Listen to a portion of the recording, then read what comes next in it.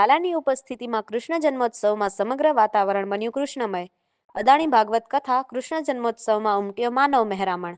લાલો ફિલ્મની સ્ટાર કાસ્ટથી બની આકર્ષણનું કેન્દ્ર. લાલાના જન્મોત્સવમાં લાલો મૂવીની ટીમ આવી. હૈયે હૈયું ભીડાયું, ઉમટ્યો માનવ મહેરામણ. 25,000 કરતાં વધુ લોકોએ માણી કથા. શ્રી કીર્તિદાનભાઈ ગઢવી, શ્રી દેવરાજભાઈ ગઢવી નાનો ડેરો અને શ્રી પિયુષ મહારાજ સાથે એક સાંજ. અગણિત આનંદ ભરપૂર મોજ. સિરાચા 17 ડિસેમ્બર 2025. સિરાચા ખાતે અદાણી પરિવાર દ્વારા આયોજિત શ્રીમદ ભાગવત સપ્તાહના ચોથા દિવસે શ્રી કૃષ્ણ જન્મોત્સવની ભવ્ય અને ભક્તિમય ઉજવણી કરવામાં આવી હતી. આ કાર્યક્રમમાં ખાસ કરીને લાલો મૂવીની ટીમની હાજરીએ સમગ્ર વાતાવરણને આનંદમય બનાવી દીધું હતું. આ પ્રસંગે ભક્તોની અપાર ભીડ જોવા મળી હતી, જેમાં હજારો લોકો ભગવાન કૃષ્ણના જન્મની ખુશીમાં મગ્ન થઈ ગયા હતા.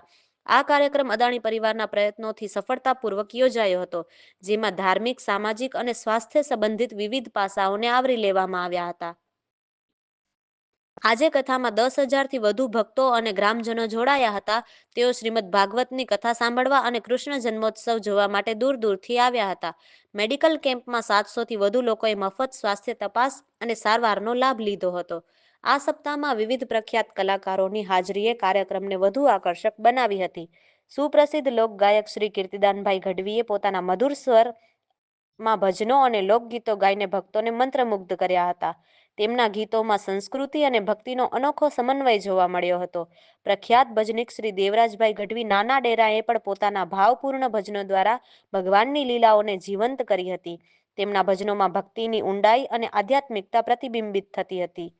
આ ઉપરાંત કચ્છના જાણીતા હાસ્ય કલાકાર શ્રી પિયુષ મહારાજે પોતાના હાસ્ય પ્રધાન વાર્તાઓ અને વિનોદી અભિનય દ્વારા ભક્તોને હસાવ્યા હતા.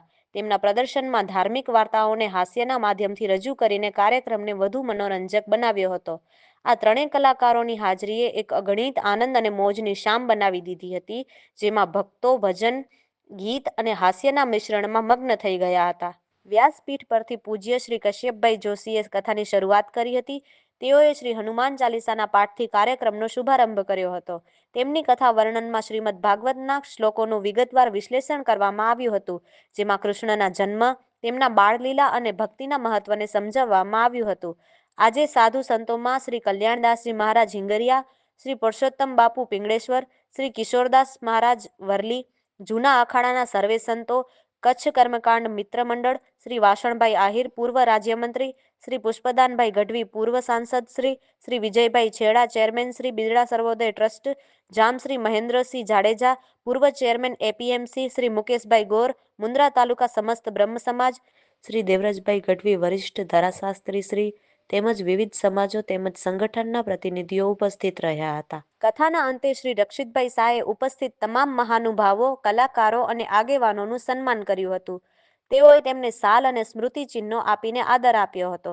તેમજ તાલુકાના સામાજિક આગેવાનોએ શ્રી રક્ષિતભાઈ શાહનું વિશેષ સન્માન કર્યું હતું, જેમાં શ્રી મુન્દ્રા તાલુકા રાજપૂત ક્ષત્રિય સમાજ, શ્રી સમસ્ત બ્રહ્મ સમાજ, શ્રી સમસ્ત દરજી સમાજ, શ્રી ગઢવી ચારણ સમાજ તેમજ વિવિધ ગામોના પ્રતિનિધિ મંડળોએ સન્માન કર્યું હતું.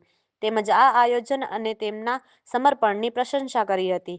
સન્માન કાર્યક્રમનું સંચાલન અને આભાર વિધિ શાસ્ત્રીજી શ્રી શ્યામભાઈ મહારાજે કરી હતી.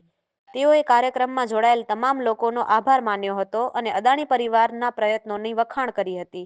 આ સમગ્ર આયોજનને સફળ બનાવવા માટે અદાણી પરિવારની ટીમે અથાગ મહેનત કરી હતી. તેઓએ કાર્યક્રમના વ્યવસ્થાપન, સુરક્ષા, ભોજન અને અન્ય વ્યવસ્થાઓને નિયોજિત કરી હતી.